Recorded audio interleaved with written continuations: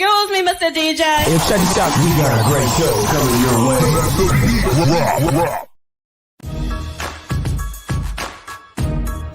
From the ECSI Sports Studios, it's the Midday Market Report with Jeff Dawson.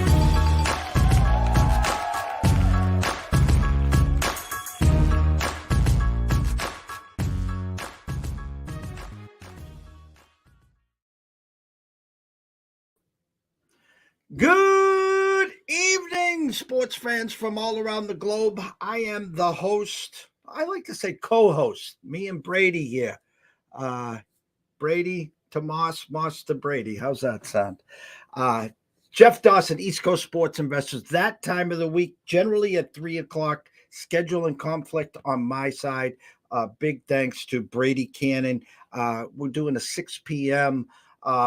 Masters recap and the RBC Heritage. A lot of the top dogs and big guns are playing, which is a great sign for the PGA. Backstage, me and Brady talking a little about the Masters and you know how the weather played a big part and the smart thinking after 2 rounds, after, you know, when you really evaluate the board and what Vegas is trying to tell you and take a step back, you know, that old saying, when it looks too good, it usually is too good. And we'll talk about that on the show. But without further ado, let's bring him in, Mr. Brady Kannon. Austin, how are you, my friend? Good to be with you on a Wednesday once again, a post-Masters Wednesday. And you know, like you say, we were talking about it before we came on the program, and Thursday was exciting, and the course was very gettable.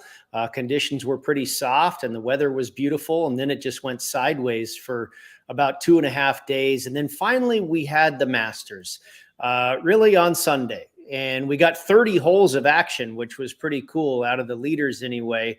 But I felt like that was finally when we got what we came here for, you know, year in and year out. We want to see the Masters, and it finally showed up on Sunday, and a great battle down the stretch between Koepka and Rahm. You had Mickelson and Spieth and an electric group just a couple holes ahead of them. They both really went low. Victor Hovland, Russell Henley had a great finish, Patrick Reed.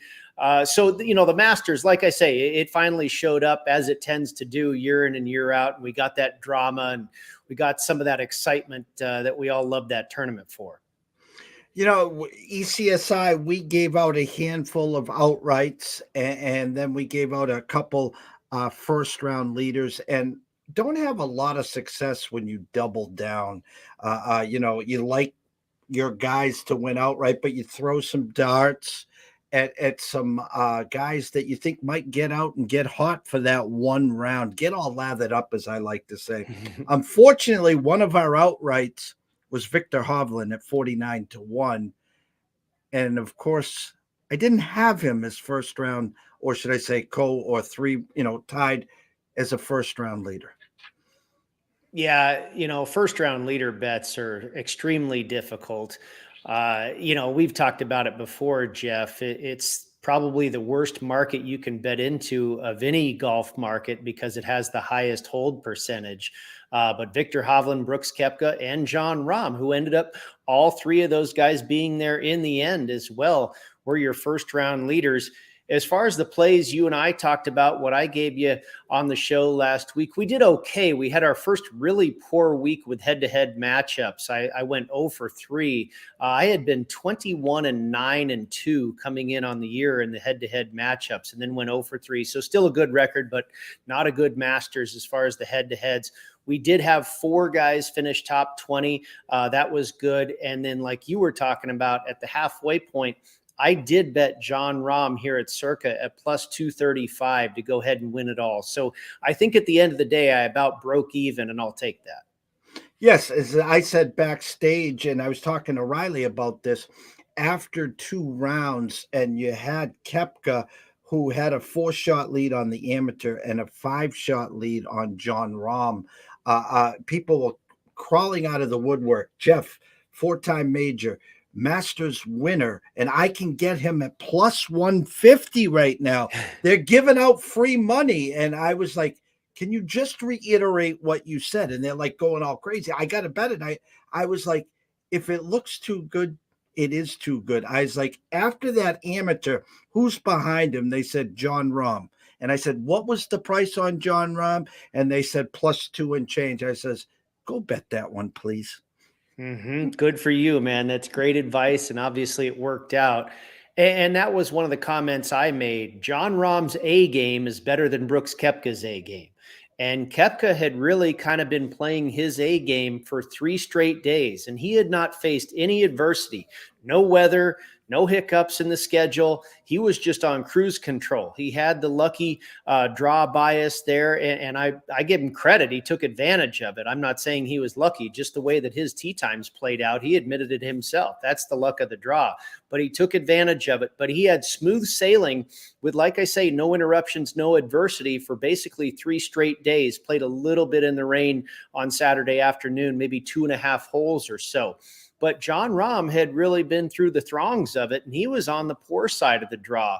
And Rahm, of course, had a tremendous round in the first round. It was well publicized that he starts out with a double bogey. After that, he shot 9 under par on that first round, and just absolutely was going bonkers, and then ran into some weather problems, but still stayed right there. Only 2 shots back at Koepka. So I felt that Koepka, going so swimmingly, was eventually going to have a slip. And Rahm, who had been through some adversity, some ups and downs, was going to be able to, I think, more easier find his groove, whereas Koepka, was kind of set up to come back to the pack after, like I say, having been just so steady and really uninterrupted for 3 straight days. Going to Victor Hovland for a second, almost we talk about the Masters not starting till the back 9 on Sunday. And here's Victor that rattles off 5 birdies in a row. And then he had a ball hanging on the lip for a birdie on 18 to would have been another shot going into the final round. Back of your mind, people that get that hot that now got to go back out for the last 18. Was there any part of you that, I mean, I was holding a ticket, but I didn't think he could put another 18 holes like that together. Yeah, I agree with you. I mean, we often see that just on the week-to-week PGA Tour. A guy goes out and shoots 63, and the next day he shoots 72. You typically don't repeat that type of a round day in and day out. And a little different for Hovland, where he was just turning right around and having to do it again. But I felt eventually the short game would catch up to Victor Hovland, and I don't know if it did or it didn't. I mean, he had a great tournament, and the short game held up pretty well, but that is still the weak point for Victor Hovland, is the chipping. Not as much the putting anymore. He's improved on the putting, but still the chipping. And if there's a hard golf course to chip around and scramble around, I don't know if there are any more difficult than Augusta National. Yourself and a couple other sharp people I knew were on Victor Hovland around 47-1, like you mentioned. And there were certainly some points during that tournament where he was absolutely a live dog. I saw him as low as 6-1 at one point, probably not long after he had reeled off all of those birdies. But the only in-game move I made was on Rahm, and I was just going to sit tight and hope it came to fruition, and it did. So, but like most of all, I say, it was nice to walk away with a couple of bucks in my pocket after, missing on the head-to-heads and what have you. But most of all, it was great to finally get to watch the Masters. We went through basically 2.5, 3 days of interruptions and weather and delays, and it was nice to finally sit there on Easter Sunday and enjoy some golf.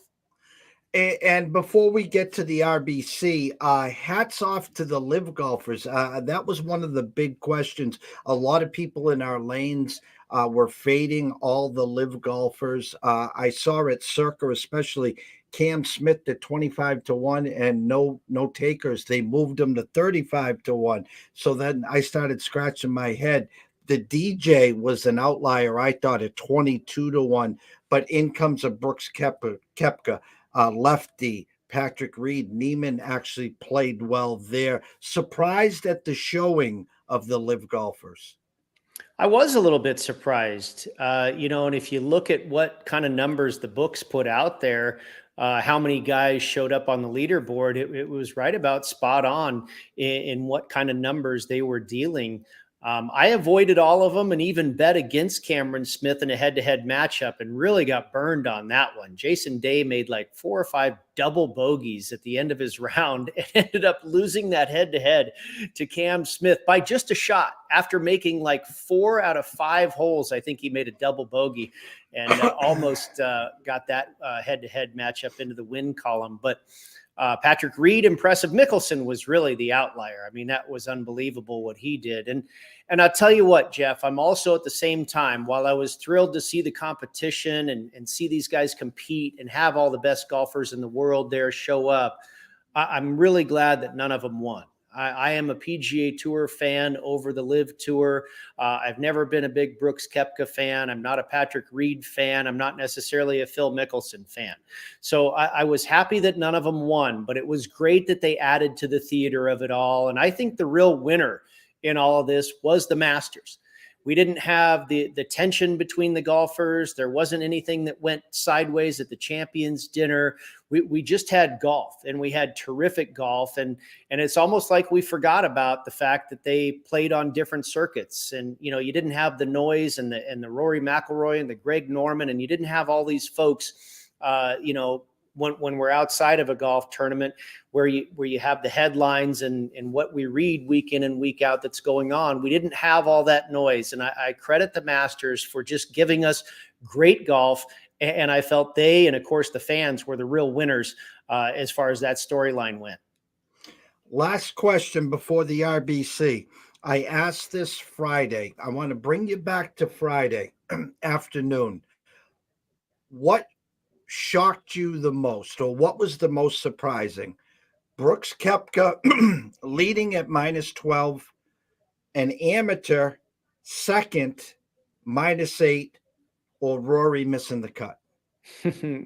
Well, I'll give you a couple. I think Rory missing the cut. I mean, amateur, that was obviously incredible, but we just don't know. I was not very familiar with Sam Bennett going into this tournament. I was a little bit familiar with a couple of other amateurs that certainly did not do as well as he did. But and Koepka, that, you know, not necessarily a surprise. We know Brooks Koepka, who he is. Rory was a shocker. As you know, he was one of my bets. He was the first bet I made back in mid-September at 12-1. And he came in really good form. He had just finished third at the match play. Rory was going great. It's not like he limped into Augusta National. So that was pretty surprising to me.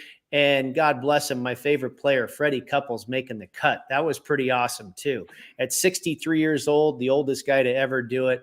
That was a great story that I enjoyed as well. Seeing the pictures of Tiger in the rain, limping, like almost like something popped in his back. I was talking at the show before we started here. I know a lot on healing. I know how much of a warrior he is, how much he wants to get out there. Have we seen maybe the end of Tiger, or do you think he'll be back this year? It's a tough question, Jeff. And I said this on another show when we were talking about the Masters and if Tiger, this was before he withdrew. And I said, you know, it seems like it's been a handful of times that we have said this is the beginning of the end. And he keeps recreating himself and coming back. But maybe this truly is now. I mean, he was healthier in this Masters than he was last year. He was healthier in this Masters than he was a few months ago at the Genesis Invitational, and he still eventually had to withdraw. And you alluded to it. You know, we saw the video there. It doesn't look good. I know he wants to be back, and it wouldn't surprise me at all if he comes back, but will he ever contend again? It just seems like maybe it's gotten to a point where his body can just no longer take it. And his body's been through so much. I mean, how many different back surgeries, now the car accident in the legs, and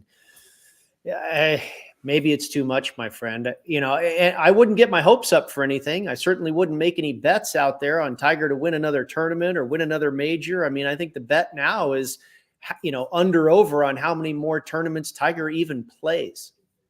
I agree 100%. This week, the RBC Heritage. I'm going to give the stage to you, my friend. Well, I love this tournament. I'm wearing the hat today. I got to play this course a few years ago, and it is absolutely one of my favorites. It's just a gorgeous property. The big mature trees cast shadows over the fairways, beautiful water features, a Pete Dye design. Jack Nicklaus actually, as a young man in the designer business, collaborated on this with Pete Dye. A shorter golf course. It's really like a polar opposite of what we had last week at Augusta. Augusta's this massive property with huge bent grass greens.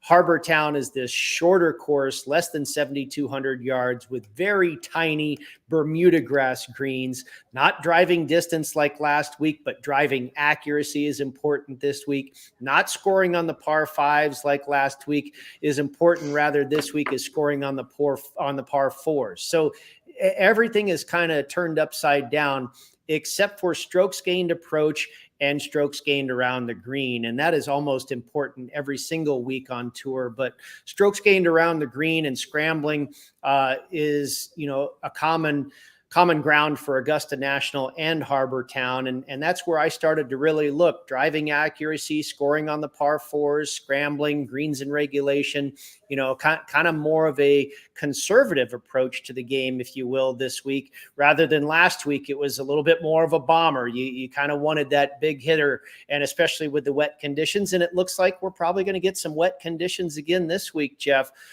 Thunder showers, in the forecast for a few days. Hopefully we don't get all the delays and that type of thing. But I landed on Russell Henley. And I'll tell you another thing here. I came up with basically 5 different scenarios. Jeff, typically when we handicap a golf tournament, much of it is data driven. We're looking at the statistics, right? I think this week is also very situational. The guy's coming off of the very first major of the year. Jordan Spieth has already admitted to being fatigued. Rory McIlroy pulled out after missing the cut. So guys coming off of that Masters, the first major of the year, the grueling test, the pressure cooker, how are they going to rebound? Are they going to be able to tee it up again here in a very resort vacation-like setting when it's so easy to just relax and enjoy everything there in Hilton Head Island? Are they going to be able to keep their foot on the gas? And so I think there is a situational aspect to this handicap as well. And I kind of broke it down into 5 different scenarios. A guy that didn't play in the Masters. B, a guy that missed the cut in the Masters. C, a guy, I mentioned Russell Henley, a guy that fared really well in the Masters, tied for 4th, but Russell Henley probably didn't expect to do that coming in. The odds makers certainly didn't expect him to do that coming in. So I think his situation is where he may be inspired by what just happened. And he didn't go through that cauldron of being on the leaderboard with expectations and that type of thing. I think he probably had a fairly relaxing, enjoyable 4th place finish and feels motivated. And this is possibly a springboard going into Harbor Town. Then you have the guys that were just kind of pedestrian and non-existent that didn't do much of anything at the Masters, made the cut, but never really made any noise and just kind of plodded along for 4 rounds and probably didn't expend a ton of energy because they weren't involved at the top of the leaderboard. And then, of course, you have the guys that were involved in it all. John Rahm, Jordan Spieth, Victor Hovland, and going through that pressure that they went through. I think it'll be very difficult for those guys to rebound. So Henley falls in that category where I think he's probably motivated off of that 4th place finish. He's number 1 on tour in driving accuracy. He was also number 1 in the field at Augusta for scrambling. So I like his chances coming in. He checks all the boxes on the correlated courses, these short coastal Pete Dye designs. That's what I really used for correlated courses this week. Tom Kim, took him at 50-1. A winner at the Wyndham Sedgefield Country Club. Again, a similar type of course where you've got to, position your ball and work around the greens with scrambling and not that big beast that is Augusta National. And Tom Kim, again, another guy that I think falls into the same category as Russell Henley, a guy that wasn't really expected to do much at Augusta National, but surprised himself and everybody else and finished 16th. So I think he comes in here with a little bit of a head of steam and some positive vibes coming into Harbor Town. Tommy Fleetwood at 75-1. He kind of falls into that pedestrian vanilla area, didn't do much at all at the Masters and probably didn't expend too much energy. He was just, middle of the pack, finished, I think, 1 over par, maybe tied for 33rd or something like that, but never made too much noise and probably comes in here feeling just fine and has the energy to go about his game again. Third at the Valspar a few weeks ago. And again, I think that's another course where we're looking more at driving accuracy and short game and stuff like that. So could be a good fit here for Tommy Fleetwood. Siwoo Kim at 80-1.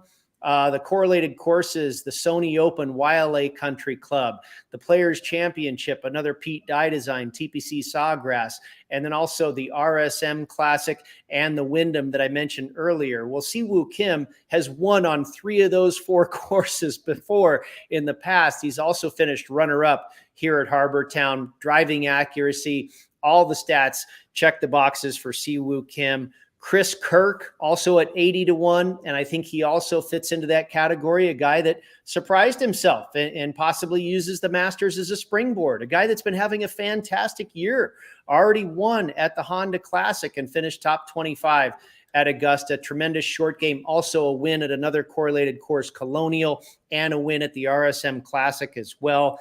And then Adam Hadwin, he's in the category of not playing in the Masters, played him at 110-1. He did finish 13th recently at the Players Championship. Again, another Dye design there, TPC Sawgrass. Also extremely accurate off the tee. He ranks 32nd on tour in driving accuracy and 46th on tour for both strokes gained approach and strokes gained putting. So I like Adam Hadwin at triple digits there. And then finally, the last guy I landed on was JJ Spawn, another triple digit play here at 150-1. Just this season on the correlated courses, 15th at the RSM Classic, 12th at the Sony, and 9th at the WGC Match Play. Again, Austin Country Club, another Pete Dye design. Over the last 36 rounds, Spawn 5th in this field for scrambling and 8th in proximity to the hole from 175 to 200 yards. From about 125 to 200 yards is going to be the primary distance you're going to find on approach here at this golf course. So I looked for guys that are spot on in that neighborhood as well. And then whenever you're ready, Jeff, I've got a few head-to-head matchups and some first-round leader plays as well. What did you end up with Henley? What was Henley's odds? I got Henley at 50. 50. The hardest part mentally for me is what you laid out perfectly. The week before the major and the week after the major. Now, when you're pulling your data and trying to figure this out as well, I love the way you broke this down, because guys that were in the heat of the battle, you already talked about Jordan, who's out of gas. A couple other guys said, thanks, but no thanks. I'm going to pass this week.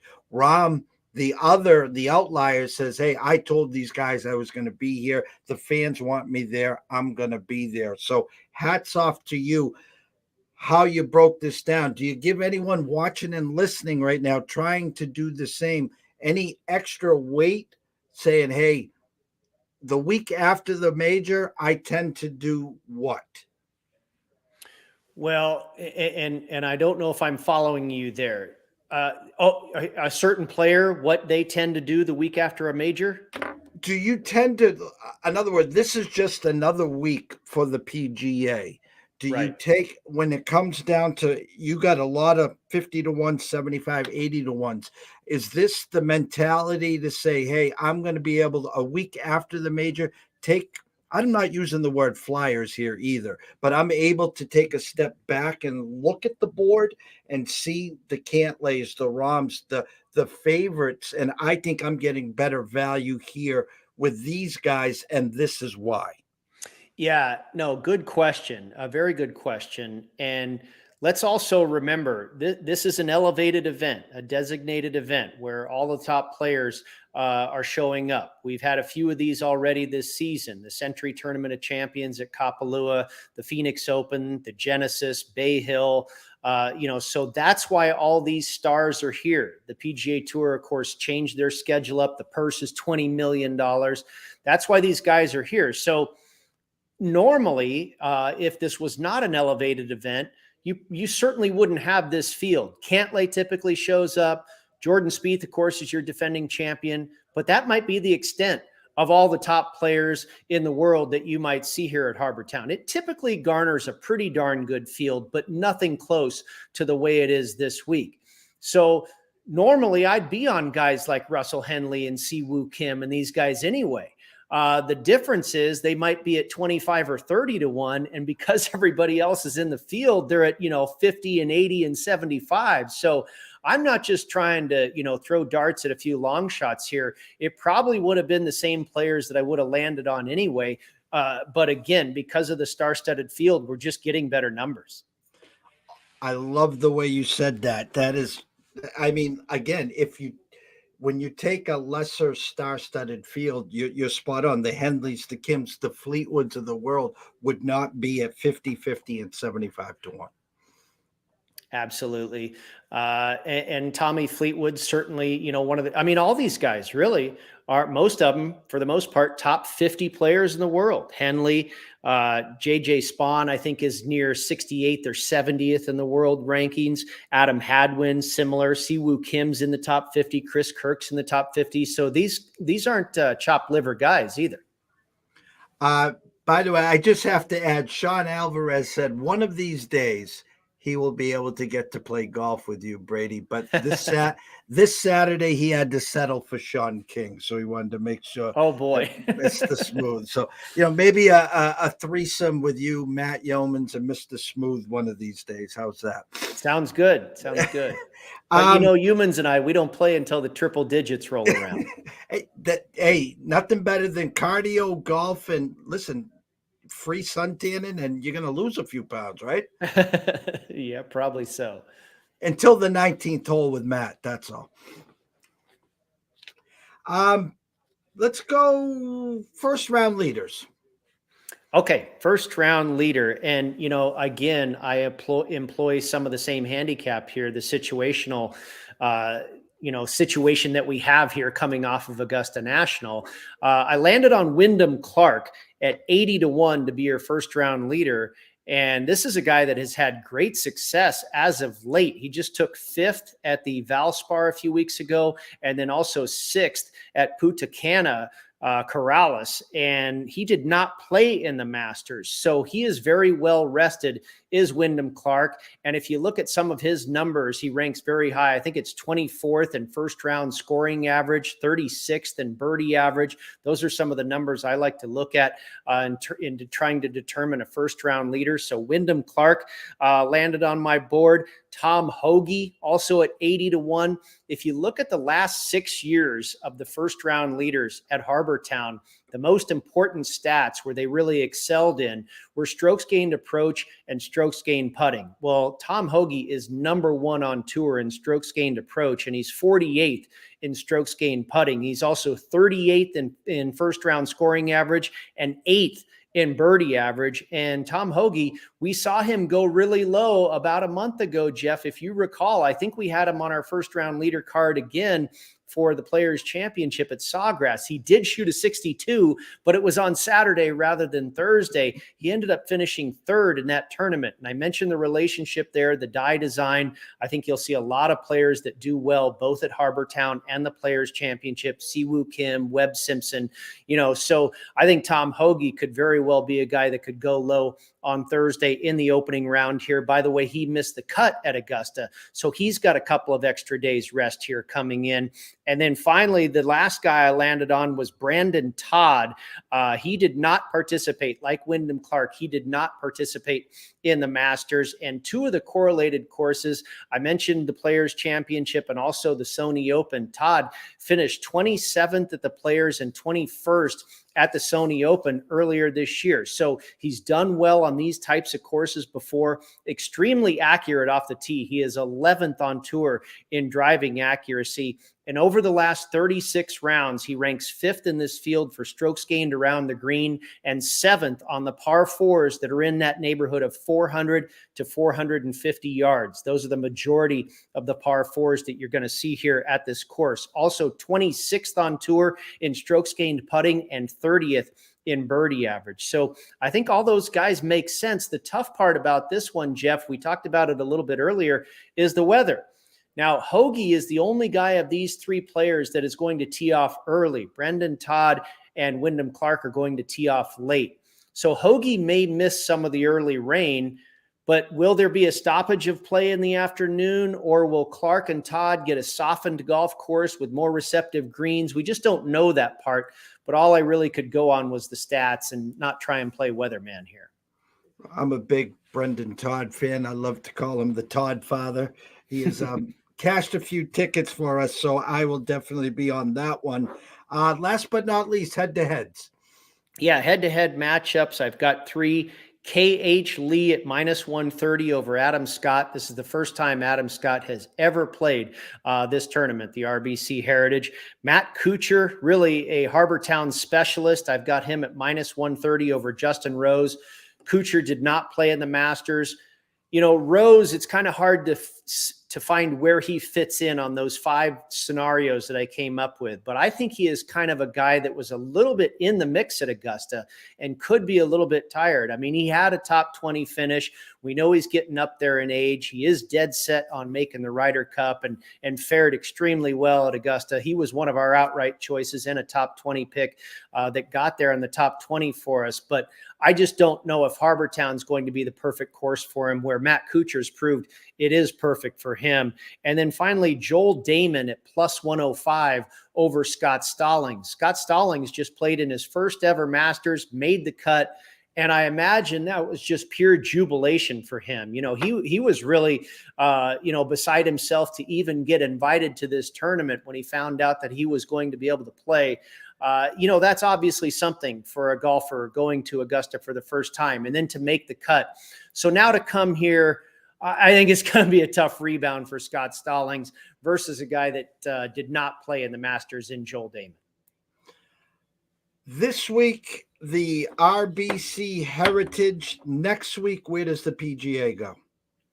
The PGA Tour will go to New Orleans, Louisiana, TPC Louisiana, the Zurich Classic. And this is a squirrely one, Jeff. You may not get a lot of great insight out of me on this one because it's a team event. Okay. And it makes it very difficult to handicap trying to pit 2 players against another 2 players and, all the moving parts that brings into play as far as the stats and whatnot. So it's a tough one that will probably dumb down the risk quite a bit next week. The scroll has been going the whole time, Brady. They can follow you at Las Vegas Golfer at golf_com, GolfBet, PGA Tour, Sports Grid.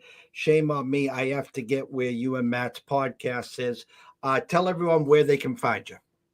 Yeah, the podcast. Matt and I founded the podcast. We hosted week 1 for the Masters, and then Matt will be back, but we have some rotating guests. This year I did it with JT the Brick, and next week we're scheduled to have Rufus Peabody. So a lot of good golf handicappers coming down the pike on the Heat Strokes podcast.